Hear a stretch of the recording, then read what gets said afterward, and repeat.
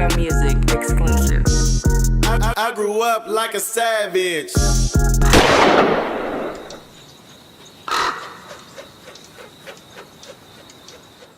One, two. You now rocking with the No Vultures podcast. You got me, myself, Lord Rab, OG Clee is finally free. Just got out the halfway house. He'll be joining me on the next couple of interviews. And for right now, we got a very, very, very special guest. And you see him sitting here in all his splendor, still got the motherfucking white glasses on. You know what I'm saying? We got the motherfucking legend, Fabo. Yeah. Fake Beezy on No Vultures today. What's happening, man? Shout out to the No Vulture fan base. Y'all already know, man, what's happening with me, man. We geeked up. Man, you know what I'm saying? And I got to say this, Fabo. Like, this for me is what I started podcasting for. Yeah. I could do a lot of hustling. I could do all that shit. I could do whatever, right? Yeah. But getting into this game is because of niggas like you, right? Because of the niggas that made an impact, the difference makers, the people that set trends, right? And sometimes I don't want niggas that had to pop they shit for themselves. I want to help them pop their shit. You know what I'm saying? Because when you know what I'm saying, you're a legend. That's what it's about, man. And you know what I'm saying, God forbid you couldn't run around like you was doing now, because you still getting to it, right? that we would still praise you the same, however it go. You know what I'm saying? Facts. So, man, how you been, man? Man, healthy, you know, moving forward. That's what it's about. You know, can't stand still, can't be complacent at all, man. It's like, what's new, what's next? For sure. Now, I got to go back to the original, where you started at, where you from, Young Fabo. Yeah. Where's Young Fabo growing up at in Atlanta, Georgia? Man, Perry home, Bankhead. You know, my family from Bankhead, but you know how your mama get an apartment, she got it in Perry home, so I had like a dual citizenship growing up, you know what I mean? But yeah, West Side, Zone 1, Atlanta, Bankhead. West Side, Zone 1. How was that, though, growing up in Bankhead? Because we see it, you know what I'm saying, people all over the world. Bankhead, it's crazy to be from an infamous neighborhood, right, where you can go to New York, Cali, you can go to Texas, and they be like, nigga, I know what Bankhead is for sure. Bankhead is a long script, though. I'm from them apartments, though, like what you think about when you somewhere else. I'm from that set of apartments. I'm from Bankhead Courts, you know, so it's a long script, and a lot of people from that long script. And the strip go through Adamsville and Bankhead? Nah, the strip just go right. It's Donnelly Highway now. Okay. And it's like a 250-mile strip, so a lot of people up and down there. You know. Now, when you young, growing up, right, and you from that era, from your age, right? Yeah. It's crazy to hear. And shout out to Killer Mike, because I love what y'all did recently, yeah, man. right? Shout out to Mike, man, with that Michael, man. You know, y'all go get that right now. Man. Something for the junkies. Something for the junkies automatically make me think of you young. Yeah.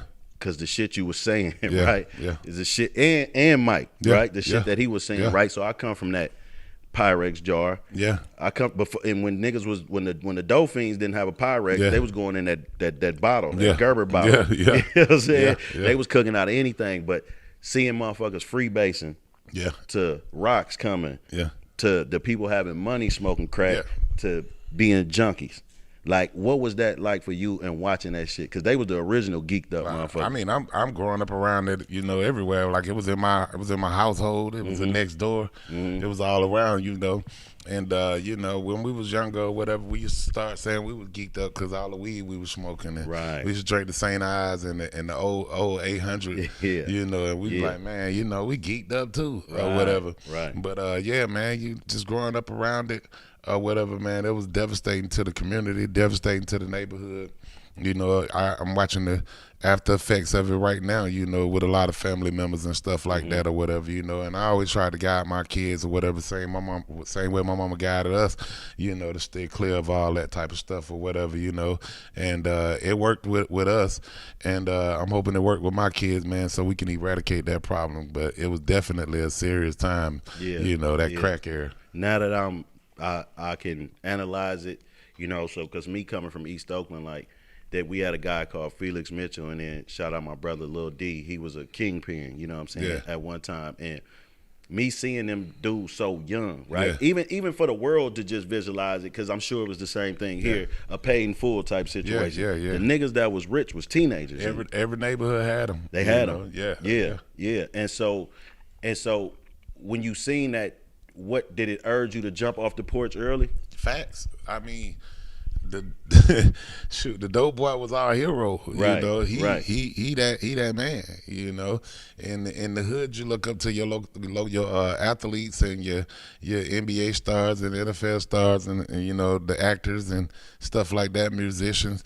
But in the hood, we looked up to Shorty Low. You know, R.I.P. Shawty. Like R.I.P. Shorty Low. you know, we looked up to those type of characters or whatever because they was who we seen every day. You see what I'm saying? So yeah, and then anything gangster that came out of the situation, you seen that too. You see what I'm saying? So you know, you knew they was for real, and some of us want to be that. Okay. Yeah. And we talking old Atlanta. Yeah. We not talking from migrants. We talking pre-Olympics. Yeah, yeah. You know what I'm saying? Yeah, We talking about pre-Olympics. how this shit used to look. Yeah. And I came down here and niggas was wearing duck heads. It was crazy though, pre-Olympics. Yeah, Pre-Olympics yeah. was crazy. Yeah. You know, I was just now, you know, jumping out the porch. Right. And it was wild. It was wild. Yeah. So what was it like? Because I always ask niggas like, you know, Atlanta is known for the BMF shit. Yeah. But those are Detroit niggas, Yeah. technically. Yeah. Who was those guys in Atlanta before that? Now, I mean, in Atlanta, you had like different cliques. Like Okay. you had like people like what was it, the Raider Boys. Okay. You had the Kool-Aid gang, and they weren't Kool-Aid at all. You know. That wasn't shit And sweet. you had, I think you had, what was the name of these people when I was in school or whatever? I Refuse Posse. Okay. You know, you had all of these. It wasn't really more about the gangs back then or whatever like it is now, but these dudes had posses and neighborhoods, like, you know, they was clicked up. And so a lot of these people came like that. Yeah. And what we know from where we from, that why we relate and we look at y'all like cousins because we got the same Yeah, type of shit yeah, going on yeah. from the car culture. Facts. You know what I'm saying? To how we hang Fact. out, how we fuck around. Yeah. So in the hood, motherfuckers pulling up what you say in Grand Nationals, Monte Carlos. Yeah. I see a lot of G body shit. Nah, they was Chevys back then. Back then, old Yeah. Chevys, the Yeah, box old Chevys. Chevys, box Chevys, all the way up until the 95. Impala, Like, yeah. Yeah, that was what That it's was the always car. about. And it was always like that or whatever. It's kind of, you know, it just really died down, you know, when everybody started wearing riding the foreigns and, you know, wearing this luxury stuff or whatever that they Right, doing now. They right. they taking it up a notch, and you kind of see cats with these collections now. But back then, you'll see them on the street On the everywhere. street, yeah. You know, you go to the country, you still see everybody got box No, Chevys. I seen some. Yeah, because Yeah. I can't fuck around with it. Yeah. I got to go and see the shit. You I know? remember when Shawty Low first finished the studio on Bankhead. Okay. And I had went to the Libra or whatever and ended up meeting OJ the Juice Man. And he came over to the studio and he pulled up in the box Chevy. He was the first person I seen with the big 26s on there. Like 20, they was like big 24, 26s, whatever they was. They was those. They were bigger than the 22s. Like they was like you can go sit beside them, stand beside them. Yeah. And he was the first person I seen. I used to be like, man, park right in front. Yeah. The motherfucker sitting up tall. He blocking the door all sometimes. You got to squeeze in the door. Yeah, you parked in the right spot, bro. Now, what's synonymous with Atlanta too is the gas station culture, Yeah. right?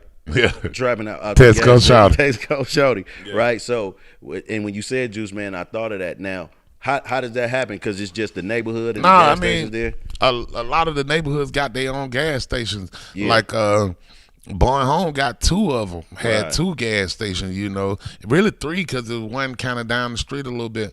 But a lot of neighborhoods sit down in these holes. And so outside of the hole, you know, you got your community store, you know, like on Bankhead, we had our own clinic and all of that. But as you get up the street, you know, probably about half a mile or so, you know, never really too far for the cars to kind of get on up there and get straight. Yeah. But yeah, I mean, gas station, like that's like your first, if you young in the hood, it's like your first independence. Like, you know, Going to the gas station, going Yeah. to the store for your mom. Boy, go Yeah. up there and give me some bread, give me some milk. Right. Whatever the situation is, you know, and then as you get a little older, go give me some cigarettes. You know what I mean? Yeah. But when you get up there or whatever and you get to seeing them cars going in and out. And if you're trapping in your neighborhood, I mean, just that wandering mind always gonna be like, man, if I come stand up here, I could be getting paid. I get paid. And yeah. you know, and if you're on the school bus sometimes and you passing by the gas station, you start seeing them dudes up there. And a lot of time when you drop out, that's where you going. You know, you got to get it quick. Got to get it quick. Now, if you like you, that era, that time, like what's the soundtrack? So you seeing all this dope boy shit, you see in the neighborhood, you know how that go. You probably getting in the girls. My soundtrack crazy. Well, my soundtrack was T.I. Dope Boys in the Trap. Like, you know, that was like our coming out into the streets. You know, it's up like we I'm getting money. I'm trying to do this. I'm trying to do that. You know, we wanted to be rappers too. Like, you know, that was it. That was my soundtrack right there. Now this was before music, and you ain't gotten into music yet. Yeah, I had been into the music or whatever. You know, we were at the Type Flight Training Camp, me and Dro, back in '99 and 2000. Was you $2 Fabo? Nah, I was just Fabo. Okay. Yeah, I don't know where I heard that from. $2 was my rap name. That was I had to switch my rap name to $2 by the time I got to D4L. Oh, yeah. Oh, okay. But everybody still knew me as Fabo. I just knew Fabo. Yeah. I was causing much pain back then, like CMP. Yeah. So 99, you and Dro is what's the group name? Yeah, we had the Type Flight Training Camp. Me, Dro, and Tamagon. Now was the sauce the same? Like you high energy? Nah. Dro I had all the. We had all the same flavor. Dro still was eloquent with those bars like that. He know he in my top two. Yeah, you know, and it's just always gonna be like that because I know it comes straight out the dome. He really feel like that. He really wear that polo like that. You know what I mean? But I always been the wild, crazy one. I got the police knocking on my door. Right. The TV eyes. I always been that wild. Yeah, you know. So we grew. You know, from each other, you know, just testing each other's limits and stuff. But yeah, by the time I got to D4L, I was seasoned. So, like, when the D4L shit happened and when it really popped out, Bet You Can't Do It Like Me, you was locked up? Yeah. And that was you. Was you in that? Well, when the Bet You Can't Do It Like Me, popped off or whatever, everybody was locked up. Everybody was locked up. And we all kind of got out one by one, but Low ended up doing like a year. And so we had the song bunking in the street for a whole year. And had nobody, you know, the world didn't know who we was. Nationally, we weren't popular, but locally, everybody knew our name, knew we were coming. So I heard you say something before about doing the ASAP program. Was that time? Yeah, no. This was this was like during high school. Oh, this was high school. So you got locked up. Nah, I was in and out, like in and out. Period. Like that was another time. Yeah. Now, are you going to jail and they letting you back out? Nah, I'm doing time. You doing time? Okay. 6 months, and that ASAP was like juvenile and stuff or whatever. And I had that like 8 months, and then I got out and did 6 more months, and they put me in that program. It's like you can't get it together. Okay. Whatever. Okay. So that was that situation, and that's why I met Carlos sister. Oh, okay. So that's fast forwarding by the time D4L. Yeah. So D4L came like, I don't know, like 10 years after that. So you a grown ass man. D4L came. Yeah, grown man. I've been to prison and everything by the time D4L came. Yeah. Now explain that part, because that's a tricky situation. Yeah. You know, like I know, for niggas that done been to prison. Yeah. Everybody don't come home from prison the same. Nah, I went to prison straight out of high school, man. Like straight out of high school, 2 years, like boom. You know, so I had to grow up quick. Yeah. You never grown. And then I got out and then ended up going back and turning 21 in jail. Like, you just imagine when you're supposed to be going to buy your first drink. Man. You know, so I still wasn't getting it together. Like, this is after the Dro situation and all of that. I'm still, you know, catching cases. Cutting up. Know, I remember seeing Dro with Rocco and some other stuff going on. I was like, man, why I can't act right? Yeah. But did you know you was a star then? I mean, did I know Dro was a star? You know you was a star. Oh, I was born a star. Like I'm down there doing the baby for my mama. Oh, they calling you down? You can't tell me nothing, boy. I was that whatever you see on the movie, that was me. Mama calling me in the living room. Like, yeah, man. I always felt like it was something there, but I didn't know it was gonna be a rapper or whatever. I had no idea it was gonna be rap. I used to be doing R&B, and if you hear me on every song, I'm kind of singing on every song. I can hear it. Yeah, I can hear it. So by the time you got Welcome to the Pool Palace. Yeah, the Welcome to the Pool Palace was like one of the first, like real jams that everybody was like playing that me and K-Rap put together, and we took to the DJ T-Rock, and around the same time, it's kind of with OJ and all of that was popping off too, and so me and OJ started rocking tight.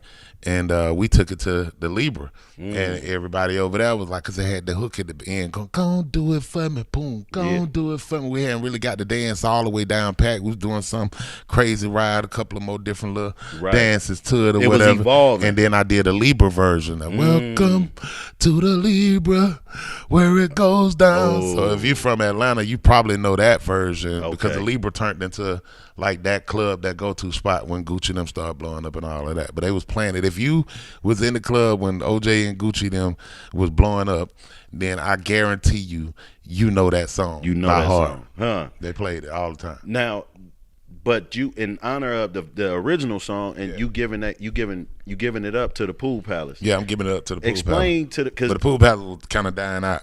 Explain to people what the Pool Palace is. The Pool Palace was like Cadillac Records. Okay. Like, that's what it was. It was just without the record deals and all of that. People in there every week who just like every neighborhood talent show. But I mean, it was just one of them spots where people was able to nurture that talent. Franchise jumped off, and then we jumped off, and then you kind of get K-Rap, and then you get Young Money. You get Young Money, and then you get Shop Boys, like Party Like a Rock Star. All of these people came through the Pool Palace. Like it was like Cadillac Records. Yeah, and prior to y'all era going through there, it's been there though. Yeah. I mean, Pool Palace. It was on Hollywood Road, and then they moved to Bankhead. Oh, okay. So a lot of people from Hollywood Road didn't follow with the Bankhead because this it's two different neighborhoods. Yeah. You crossing town, right? Yeah. So when now it's Welcome to the Libra. Now, do you got to keep going there, and people want to see you perform that again? No. I was kind of jumping off at this time or whatever, and then I end up back in jail. And but by this time I had did Laffy Taffy and all of these songs, and I kind of stayed locked up. Laffy Taffy is after we gonna ride, we gonna roll. Yeah, Ride We Roll came before Welcome to the Palace too. Oh, did it? Yeah. We kind of was already performing that at the club everywhere and all of that. Damn, It just didn't get it didn't jump off like that. I didn't know that. Yeah. Okay. And then Laffy Taffy. So by the time Laffy Taffy comes, you got the move too. Yeah. You got the complete dance? Nah. This dancing that you see, like I don't call it dancing, we call it geeking. Like I always been geeking. Like if you knew me from the club, you knew me for being that wild. Okay. So it develops, man. When you get that money and you get that time to sit down and hone your craft or whatever. I was just one of the ones that took it serious. I felt like this mine, I'm gonna own this space right here. You feel me? And when you see me do it, you can't find nobody who can duplicate what I'm doing. Hell no. Yeah. Fuck no. I practice hard. Have you ever had a conscious thought, like, and sat back and said, I worked on this shit just as hard as I worked on being a dope boy or anything else in your life? Yeah. I remember telling myself I wasn't gonna sell no more weed. Like I used to be standing in the trap with my CDs. I had a CD called Soul of the Ghetto. If anybody got it, you know what I mean? Shout out. Appreciate y'all. Y'all kept me going. But I used to be standing in the trap with my CDs, with my face on the front, my birth certificate on the back that said I was from Bankhead Court. And, I was born in the apartment on the sofa. Oh, you born in the apartment? Yeah, my mom had me in the apartment on the sofa. Nigga, you is Bankhead. Yeah, I'm from that spot for real. Yeah.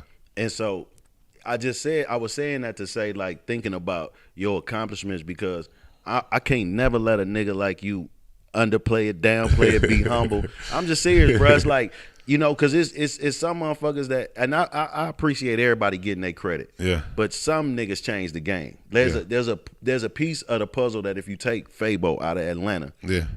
it ain't the same. Nah, you know what I'm saying? That shit woven into the fabric. Yeah, it's you know definitely not the same. And you hear every day, you got people here every day. So for an outsider looking in, I got to tell you what that shit is. You know what I'm saying? It's awesome. It's awesome. I mean, we didn't know that's what we were doing at the time though. Like, bro, we just riding, smoking, taking pills, got daggone, you know, staying up all night, you know, putting it together. You know, we didn't know at that time that was the recipe. Right.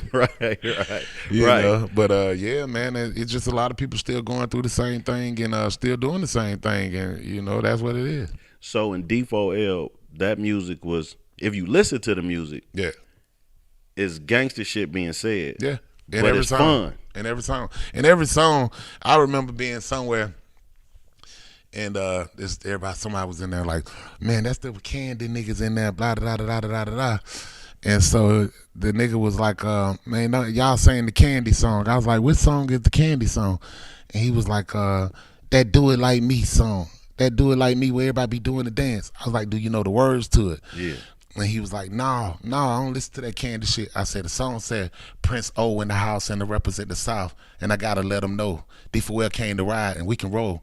Ain't nothing but a bitch inside and she can go. When I'm geeked up, they can watch me roll. Ain't about a buck, better lock and load. They ain't going to the truck, you better watch that hole. He can nuck if he buck, hit him with the fork. Boom. I bet you can't stand on one toe when your ass done got hit. Put your arms in the air, imitate Fabo. Stop, drop, oh. Pop one time, lean back, and pop one more. Oh.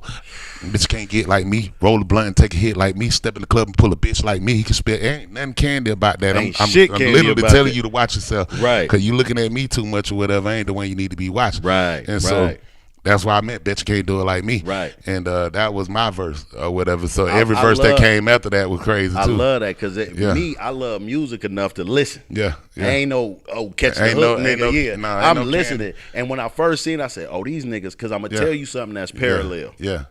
Mac Dre, right? At the same time. Shout out to the God, man. Right? R.I.P. Dre. Mac Dre is doing this dance and he doing a lot of, and the hyphy movement is going on at the same time. So niggas like, oh, these niggas dancing. And I wasn't personally a participant like, you know, just like how they was. I met Mr. Fab them during the height of that right there, and they had to break it down to me because you got to think, when you from Bankhead in these places, we grew up on Kilo Ali, DJ Kizzy Rock, Cooley C, Mr. Collipar, he was DJ Smurf. We had the Edward J tapes and stuff, DJ MC Assault, DJ Jelly. Like, we grew up on these stuff, and they were just remixing different stuff that was out. So I ain't even know it was a movement going on. Right. But when I met people like Mr. Fab, Cuzzo Fly, like we been homies ever since. Like, I think I met them in 2004. That's crazy. 2005. When was the All-Star game down in Houston? 05. Whatever year that was. Whatever year that was. We've been kicking it ever since. You know, rocking tight. That's who just brought me to the town. That's who like, just brought me. Mr. Fab. Shout out Fab, man. FAB, man. And dope era for real. And I always have to like make the parallel because I'm gonna tell you something that I tell people. Like, one thing I do love about Atlanta is evolution. Yeah. Right. So it went from, you know, trap. Yeah. To what y'all was doing, to it's Travis Porter, it's Black Boy, White Boy, is, you know, to all the way to what it is now. We always had somebody come in there and hold it down. Always one nigga, 2, 3 nigga come lead the charge to make it something else. I love that shit. You know what I mean? Yeah. And so, you know, I was interviewing Willa Fool the other day, and he was saying something similar, like, you know, because everybody looked to Atlanta. I'm gonna be honest. If you go to New York, if you go to California, you go to everybody gonna say, we ain't doing it like them Atlanta niggas, they together.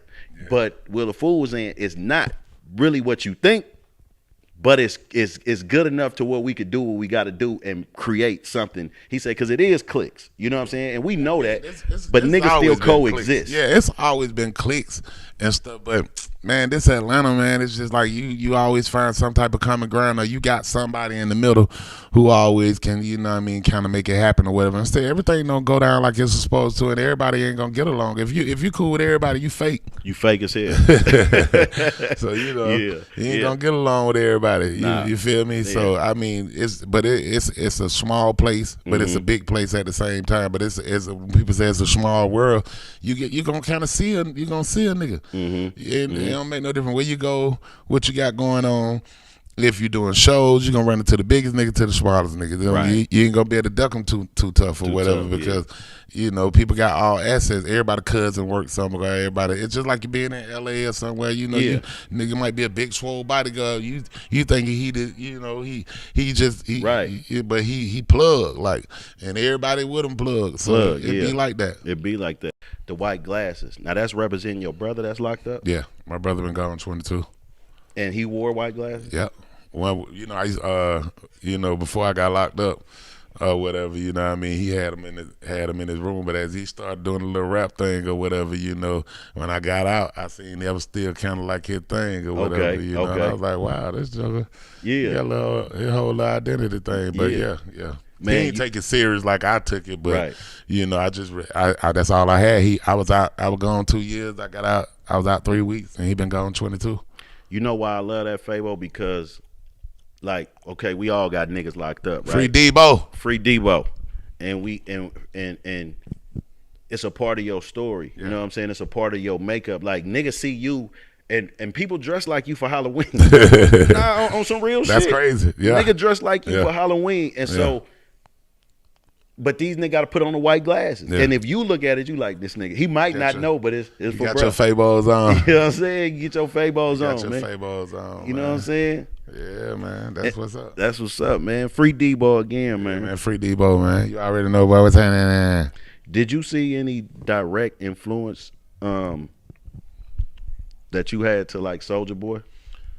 Oh, I mean, I just look at it as you know, like I said, man, what I was doing, you know, it just caught on or whatever, the Dickies, you know, the dance moves, all of that stuff right there. It created that type of environment to where you was going to get those cats that came and wanted to do that type of stuff or whatever. You know, it's good to see that he evolved and stuff, and I love what he did. Yeah, I thought it was dope. I thought it was dope, too. I thought it was dope. When you talk about accomplishments and all of that, man, again, we got to give niggas, because niggas, I look at shit like, niggas going to the playoffs, niggas going to the Eastern Conference Finals, and niggas going to finals or winning the chip, right? Yeah.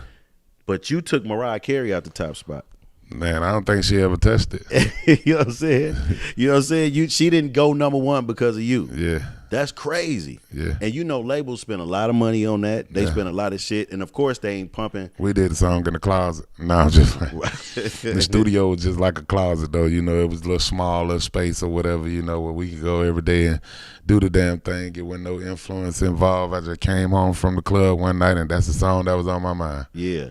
And Kanye too was. And home was the studio. Home was the studio. You niggas hear that? Because a lot of niggas was the studio. A lot of niggas get spoiled and think they got to go to the big studio to create. Nah, man. I mean, your vibe gonna come from wherever you at. You know, if you want it to happen, you know, it's gonna happen or whatever. If you believe by that time, by the time I did Laffy Taffy, man, I'm in the studio like all day, every day. You know what I mean?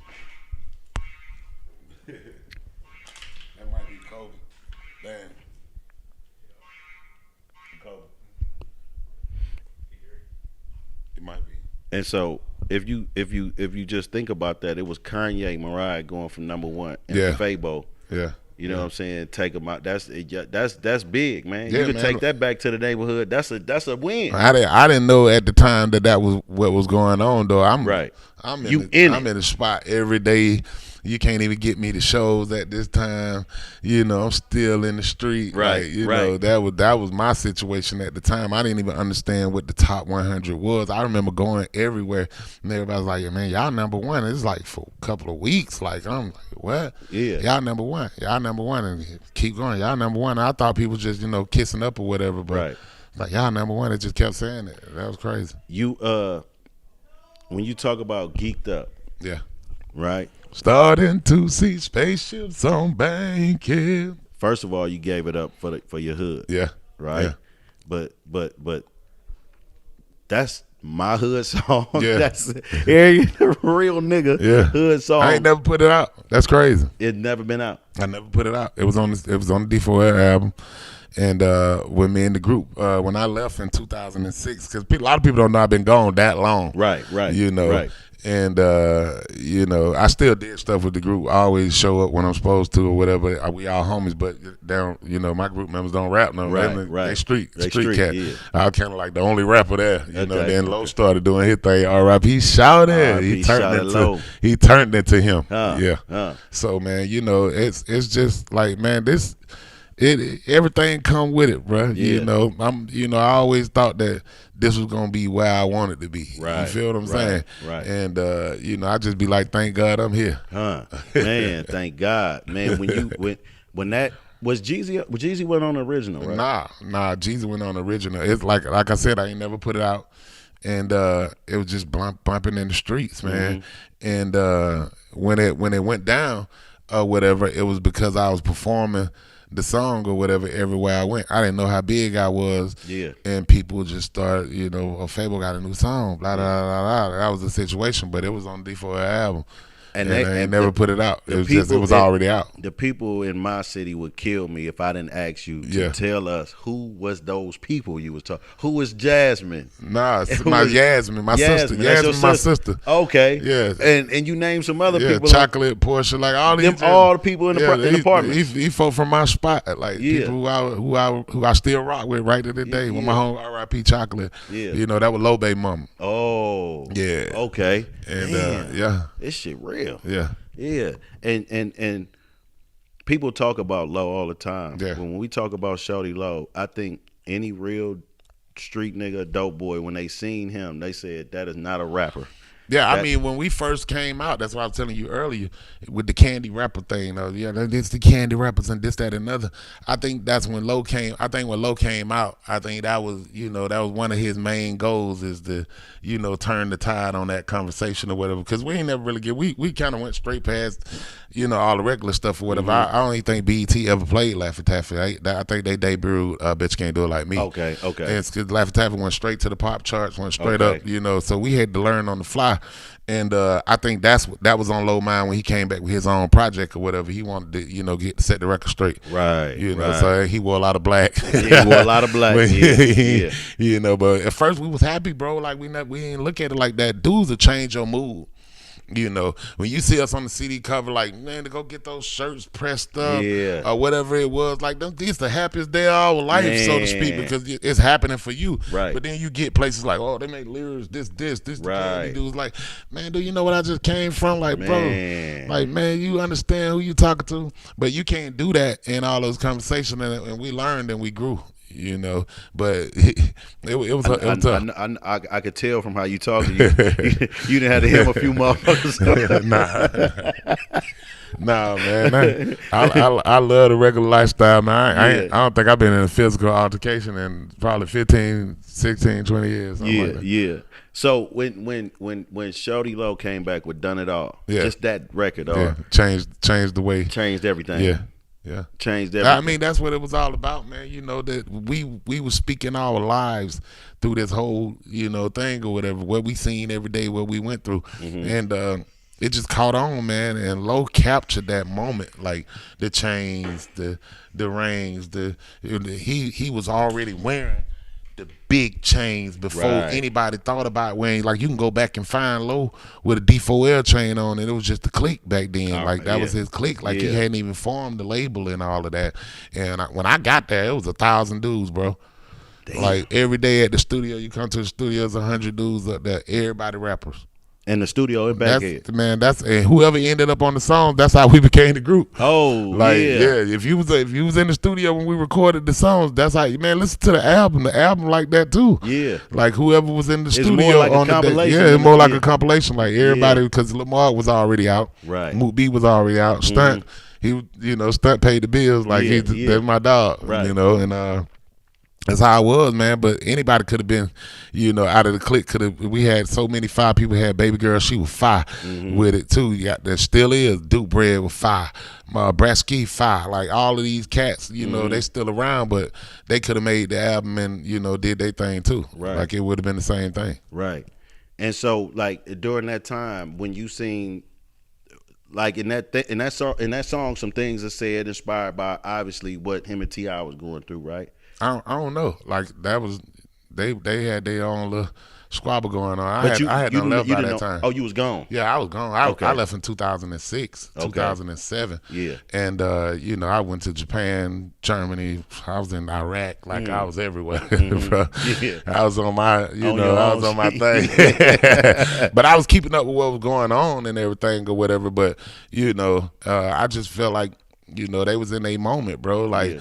Low was a powerhouse on the street for real, and Tip had built what he had built. So I feel like at some point in time, two giants were gonna clash in the first place. Yeah. And with Low making a single and all of that or whatever, he pushed the envelope, and I think they worked it out in the end. Yeah, they did work it out. But I think they was neighbors or some shit like that. Yeah. So when you I gotta say this too. So. What is the Starship on Bankhead? Are you geeking? No, spaceship. I seen good? the spaceship. No, the pills was good too back then. I don't know what that is. Y'all taking now, but I be watching cats. I be like, you say you high. You don't look like we used to look. Your jaw too straight. I wish I could go pull up some footage or something or whatever. Right. The real geek, right? A real geek when it was serious. Right, but I don't know what they doing now. Like, nah, don't put nothing in your body, man. No kind of way. Yeah. Don't put none of this poison in your body, man. Stay healthy, man. Health is wealth. It took me a long time to figure that out, but I got it down pat. Like, trust me. So you is when you writing this, are you high? I mean, I don't even think I wrote it. I think I just came came in the booth. I came in the booth. I went in the once I finished the beat, and then I ain't even had no claps. Wait. Yeah. What you mean once you finished the beat? I didn't even have no claps at the made time. The beat? Yeah. You didn't know that? I ain't know that. No, I ain't know that. Yeah, I ain't had no claps at the time. So when you hear that boom, boom, boom, that way you hear that boom. Yeah. I put the claps in later on. Like all of that, and I ain't had nothing but like 3 or 4 sounds. And because the nigga took his disc out, this a whole nother story too. It went my machine. Oh, okay. Whatever. Okay. Yeah, I know how that goes. And I needed a beat because I was on one. And so when I put it, I think I came in. I'm geeked. I think I brought the hi hats and I'm geeked up. I can't see. And that's how I separated the verse from the hook. Oh. And at first it was just going, I gotta see my doctor. Scott is calling me. Scotty, beam me up. That's all it was doing at first. And so when we got the deal. And I went back in. You got to think I'm already in the street, kind of performing this song a little bit. Right. And I had a faster version. I had a slower version, and I had a faster version for the cats that knew about it. Yeah. And they was calling me for little shows and stuff. And so a few people knew the song. So when we got the deal, I re-recorded the song. Me and Slick B, we went in. Shout out to Slick B. We went in and re-recorded the song. Okay, and that's when I gave you the I'm starting to see spaceships on band. I'm geeked up, because I felt like it needed something, to catch it, to go. And man, when I came home, bro, like, listen, man, people don't know how much the culture was then, whereas. A song, it made a difference. Like when you in the spot, and that I had a slow version. Like if you hear the end of the song, I'm not going, I'm geeked up. Yeah. I can't make it. That was the slower version that everybody knew. And then when I made the faster version, I had to make them like that faster version. So when I changed it again, they were like, man, you don't ruin the song, man. Like, bro, I used to get hate, because I still used to be in the spot, like spot. Right. And we used to have the little CD player, the little radio, might be a little ball or something, you know what I mean? And you put the little disc in, clinkle in, and that's all played all night. I might have like 2 songs on them. Right. I think I had the geeked up slower verse. I'm geeked up, and the beat was going dun dun dun dun dun. I can't make it on my own. I'm in the back going ooh. Okay. And I'm just like playing around with it, but they would just play it to death, bro, like, because it just represented us. Right. Like, nobody was saying that. And I think I had a Young Money song on that disc too, 2 songs on that. Okay. That Why Me Move 2-Step, Why Me, because I had did that track for them. Yeah. And so I did that the same, I think probably in them little couple of days or whatever, and I put those songs on the CD together. Damn. So they both were bunking at the same time. That's crazy, man. Yeah. With the damn, that's crazy. With the franchise boys. Yeah. Everybody always thought it was a rivalry from the outside in. Was it really a rivalry? Yeah, it was a rivalry. I would say it was a rivalry.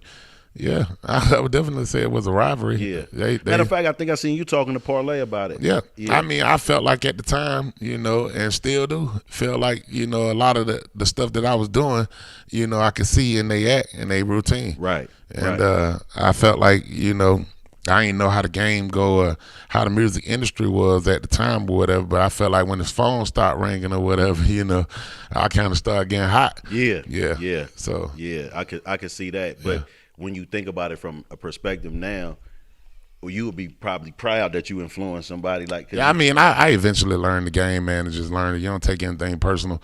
Me and Parlay pimping, we all good people now, you know what I mean, and everything or whatever. Sometimes you gotta go through stuff to grow up. Was it other groups that came after you? Did that like set a trend in Atlanta where you seen everybody coming up trying to be that? Nah, I mean, I just felt like that movement, that crunk snap era was just like the Franklin Beverly Mays era or something. Like when you go on a cruise one day, they're gonna have Bone Crusher, Lil Jon, they're gonna have franchise D4L, they're gonna have Shop Boys, they're gonna have K-Rap, they're gonna have all of these guys come out here and do these songs that you love from that era or whatever, and it's gonna be dope. What was your most memorable moment from all of this shit? Wow. I don't know. I think getting out of jail for the first time after Bitch Can't Do It Like Me dropped out. And going to the club and somebody saying, man, hold on, watch that, I'm going to show you this. Ooh. And I go inside the club and they go to the DJ and tell him to play The Bitch Can't Do It Like Me for Fabo. Play The Bitch Can't Do It Like Me for Fabo. He just got home. And then he announced it on the thing. Like, Fabo just got home because, the whole club kind of know me already. Right. And they played it like 4 times in a row. And every time, the whole club just break down like, boom. And seeing that with my own eyes, I was like, man, that's dope. That's dope. Yeah. Because, you get to see it as a fan from other people. Yeah. You see people passing out for Prince, Michael Jackson. It was definitely, it was an all that shit moment. in the living room, moms had you doing, that shit paid off. You know what I'm saying? That shit definitely paid off, man. That was one of the full circle moments. You are an energetic guy, but you are to me hilarious, right? So I watch your stop. Boy, You ain't doing that. You ain't doing nothing. What made you start reviewing the like videos on your social medias? Man, that came a long way. Yeah. Like during the lockdown with the coronavirus thing, I started doing like this game show. Okay. And stuff, which I still do. And I was eating all kind of stuff, like eating crazy stuff and everything or whatever.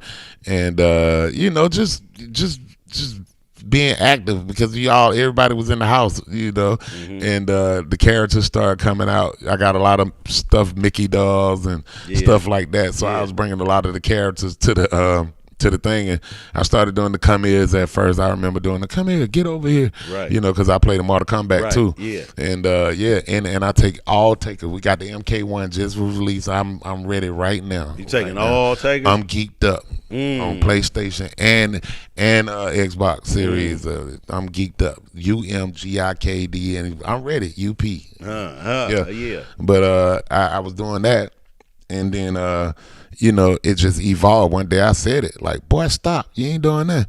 And it just started going with all my comments that I write on the Shade Room and all of that. Yeah. And, man, people just start, coming to my page for it. So you ever think about making a full-time thing, like with a set?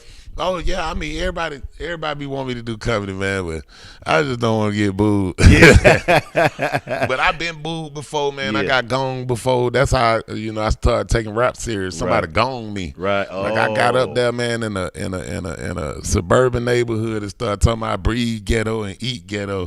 People looking at me all crazy. I was like, Yeah. boom. Get your ass out of I here. ain't never been to the ghetto in my life. All black people in there. Yeah, it's crazy though, because I believe, like, even without the comedy though, if you just did it like some scripted TV type shit, with a network I do or a lot something, of crazy stuff on the side, man. I think that I would do a be lot dope. of crazy stuff on the side. Just a couple of movies. I think I showed that in the Crystals commercials, and all of those the spots. Crystals. Hold on, you can see me being. What was that character. like? Because you said a trend too. Yeah. That's another fucking trend. So who approached you about the Crystals commercial? My boy Brandon. Yeah. From ATL.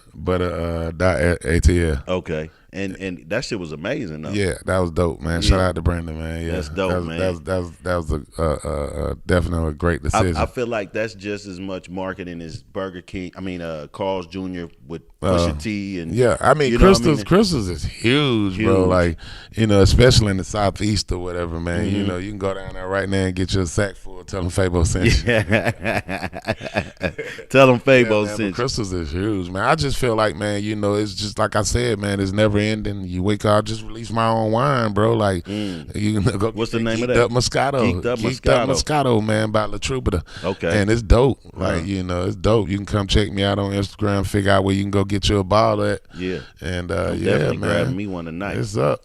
Before we get out of here, Fabo, can you tell the people, what you got coming up, and just give them your social medias and all that shit? Man, yeah, man. You can find all things Fabo at GIKCITY geekcity.com. And right now I'm working Bring a Friend with T Villa, my homeboy from Detroit. Okay. And T Villa in here right now, T-Villa, man. shout out T Villa. Shout out T Villa, man. What up though? And y'all go get that Bring a Friend right now video out everywhere. It's on BET, everything or whatever. So I'm on the Killer Mike thing going. That's about to get a Grammy, right? Yeah, I wanted to. Man, that's about to get a Grammy. I wanted to. That motherfucker gonna get a Grammy, man. And, I promise you. I got the jetpack out there with Zaytoven. Y'all go check that out too. Shout out video, everything. Shout out Zaytoven, and the album coming soon. Hey, everybody rushing it, but I ain't gonna rush it. You know, I've been doing comedy for so long or whatever, man. But I music is always my first passion, my first love. I write music all the time for other people. So if you want to know why I ain't really on stage, I mean, once I started writing,